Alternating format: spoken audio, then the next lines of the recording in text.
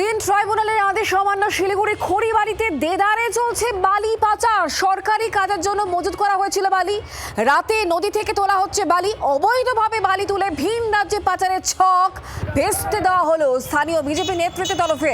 আটকানো হলো বালির ট্রাক, দেখাচ্ছে সেই ছবি। এই ঘটনায় ক্ষুব্ধ বিজেপি বিধায়কও।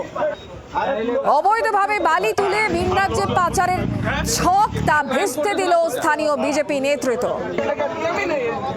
কথা বলে নেব নারায়ণ সিংহ রায় এই মুহূর্তে আমাদের সঙ্গে রয়েছেন, আমাদের প্রতিনিধি টেলিফোন লাইনে। নারায়ণ, কি বলা হচ্ছে বিজেপির তরফ থেকে? স্থানীয় বিজেপি নেতৃত্ব কি বলছে?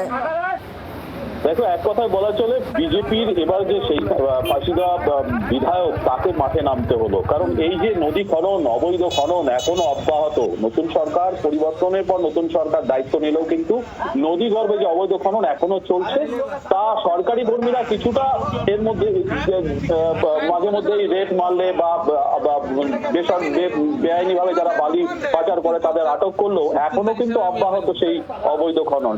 এই খননের বিরুদ্ধেই এলাকার বিধায়ক রাস্তায় নেমেছে এবং তিনি খবর পেয়ে রাত্রের অন্ধকারে তিনি দলবল নিয়ে রাস্তায় দাঁড়িয়ে তাকে ট্রাক ধরতে, অর্থাৎ অবৈধ বালির ট্রাক ধরতে দেখা যাচ্ছে। পরবর্তীতে সরকারে আমলাদের খবর দিলে তারা ঘটনাস্থলে পৌঁছচ্ছে এবং সেই ট্রাক এবং ট্রাকের চালকদের আটক করছে।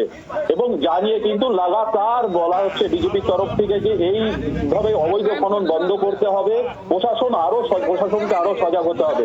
যদিও প্রশাসনের তরফ থেকে বলা হচ্ছে যে রাতের অন্ধকারে যেই সমস্ত খনন চলছে সেই সব জায়গায় তাদের রেড চলছে, অর্থাৎ তাদের হানা চলছে, হানা অব্যাহত থাকবে এবং আগামীতে যাতে এর নদী খনন যাতে এইভাবে অবৈধকারীরা অর্থাৎ অবৈধ মাইনিংকারীরা যাতে আরো তাদের এখতিয়ারে অর্থাৎ তাদের যাতে গ্রেফতার করতে পারে। তুমি নজর রাখো নারায়ণ, ধন্যবাদ। বাংলার আওয়াজ, বাঙালির আবেগ, জি 24 ঘন্টা।